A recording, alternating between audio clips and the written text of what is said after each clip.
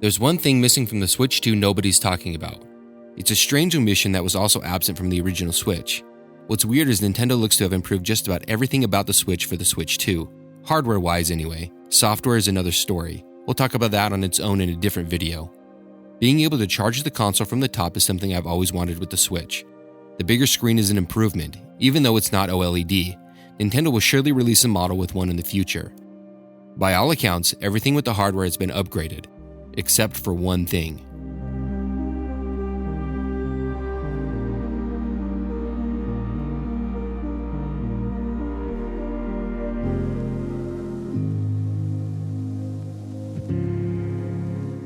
It got bigger. A new USB-C port popped out of the top. The kickstand was changed again. Everything was morphing into something new, and I grew more excited as things shifted to the Joy-Cons. They showed them change, then zoomed into each individually.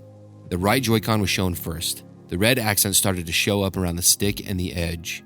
The camera then moved over to the left Joy-Con. This is where I started really paying attention. It focused on the blue around the stick and the edge in comparison to the red of the other, showcasing that the Switch 2 will have colors associated with the Joy-Cons, just like the original Switch. Then came the part I cared about. The focus started to move downward to the 4 face buttons. And then, they didn't change. Certainly they would change those to a D-pad, right? They didn't. I have to admit it was disappointing. These 4 buttons have been the thing I dislike the most about the Switch. Playing 2D platformers with these buttons instead of a proper D-pad has been a thorn in my side. It's the one change I wanted with the Switch 2, and it looked like it wasn't going to happen. But there was still hope.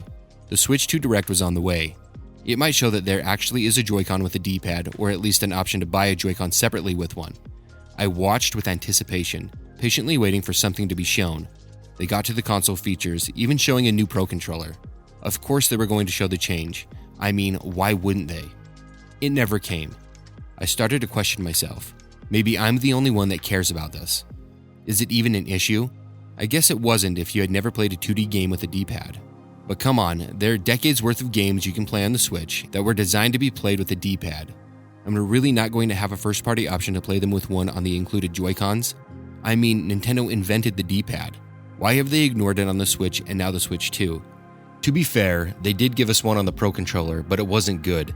The placement feels off and it doesn't register some directions consistently. Plus you have to buy it separately. It boggles my mind that the included controller doesn't have one. It's strange they've decided to stick with the 4 face buttons. The biggest weakness of the Switch was staying the same. It's weird to see them do the exact same thing for the Switch 2. Nintendo didn't strike me as the one who would go against the grain with this. It feels like they are sacrificing practicality for versatility. Having 2 controllers always available to use is a neat idea, but when those controllers are the most inferior ways to play those games, it seems like a waste. Does anyone use these as separate controllers? I don't know of anybody who does or even cares that they are separate controllers. I've tried it and it's bad. I can't imagine a worse way to play a game, but that's just my opinion. I know there are people who love this feature and use it. Last time I bashed it, there were a few that said they liked it. To each their own, but I will always prefer something a little less cramped.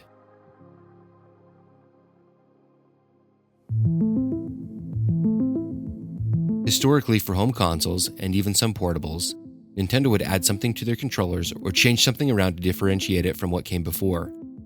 The NES has a D-pad, A and B buttons with start and select in the middle. The Super Nintendo has a slightly different D-pad, 2 additional face buttons in a diamond layout, start, select, and 2 shoulder buttons. This was a massive change that innovated the gaming controller as a whole. This is still the standard layout for every major gaming company's controllers, even today. They further changed things up with the N64 controller by introducing the 3-prong design. With this new shape, they added the Z button on the back of the middle prong, the C buttons in a diamond layout, 2 shoulder buttons, and optional groundbreaking rumble. For the next console, they didn't rely on the Trident design. It was made with a 2-prong shape, but went off the rails with the face button layout, and it worked. It might have worked too well. Some consider this the best controller in existence. Nintendo seemed to never want to redo themselves.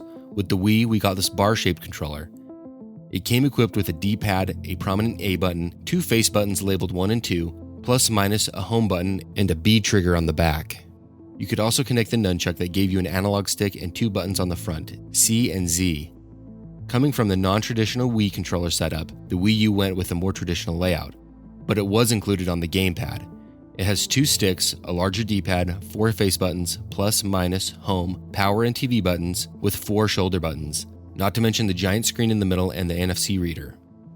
The Switch further changed things up by going with the Xbox layout with the analog sticks, but stayed true to the 4 shoulder buttons, 4 face buttons, plus, minus, and the home button, but removed the D-pad, placing 4 face buttons there instead, and added the screenshot button.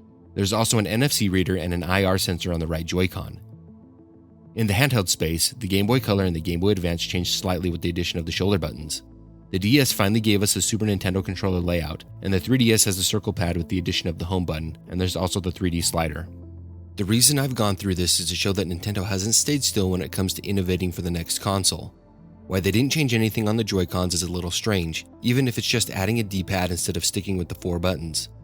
Is it because it's a good marketing point to say that these can function as separate controllers? Probably. I guess they're adding the C button on the Switch 2 Joy-Con, a button that you have to pay to use. Now that's forward-thinking innovation. When the Switch first came out, I thought Nintendo would release a Joy-Con with a D-pad in like a year, maybe 2 max. It never happened. I waited 8 years to get a D-pad from them, and I'm still waiting. I've resorted to playing games with the 4 face buttons if I want to play them on the OLED model. It's felt bad on every game I've tried it on. I prefer to use the analog stick over the buttons, but that also doesn't feel right. I know what people are saying, just get third-party Joy-Cons, which I have. I decided to finally give these a try after having them recommended to me many times.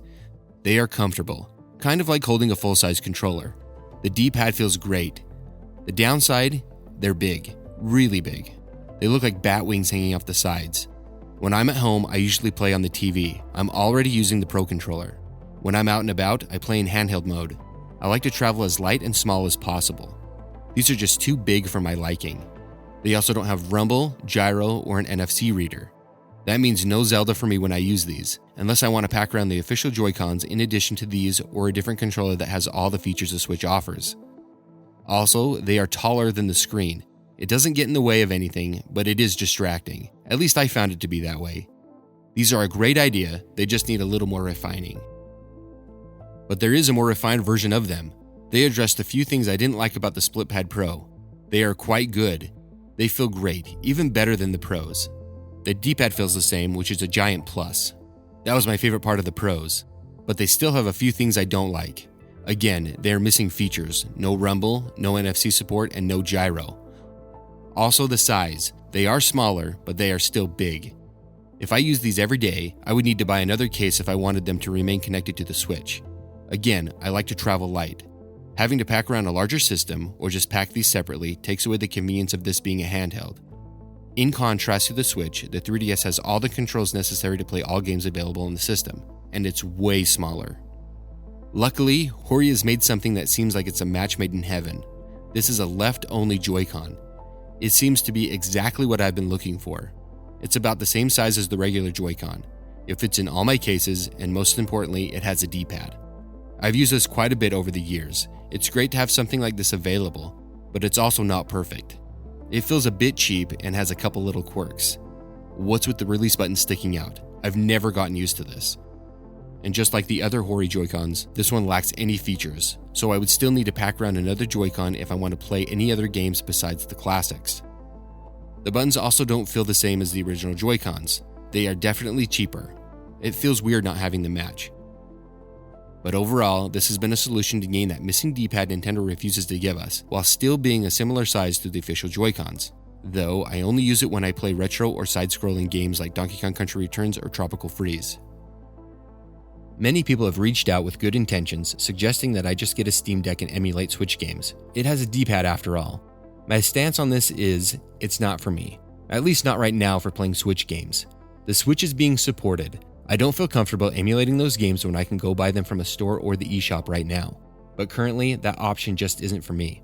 That's not me saying the Steam Deck is bad. It's far from it. It looks fantastic. I would love to have my Steam library with me at all times. Nintendo is aware that people want a D-pad on the Switch. They've already made a Switch with one, the Switch Lite, which is the reason I picked one up. I love the Switch Lite. It's small and comfortable to play. But it too has its drawbacks. After playing with an OLED screen, going back to this LED version is not ideal. Games just don't look as good on it. But there's an even bigger downside. The battery life sucks. If I take the Switch Lite, I usually need to manage my time on it or take an external battery with me, again, making me bring extra stuff I normally wouldn't. I know there are third-party OLED screens I can put into my Lite, but realistically, I'm not going to do that. Not only is it possibly out of my skill set, I just don't want to dedicate the time to do it when I have an OLED Switch already. Maybe that's just me being stubborn, but I've come to terms with it.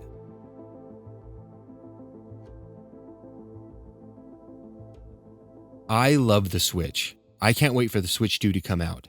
I hope that Nintendo offers it with the left Joy-Con with a D-pad. I would love nothing more than to have this thrown back in my face. It would make me so happy. Until then, I'm going to lament the lack of an official Joy-Con with a D-pad. But I have faith Nintendo will give us one. I just don't see why they wouldn't.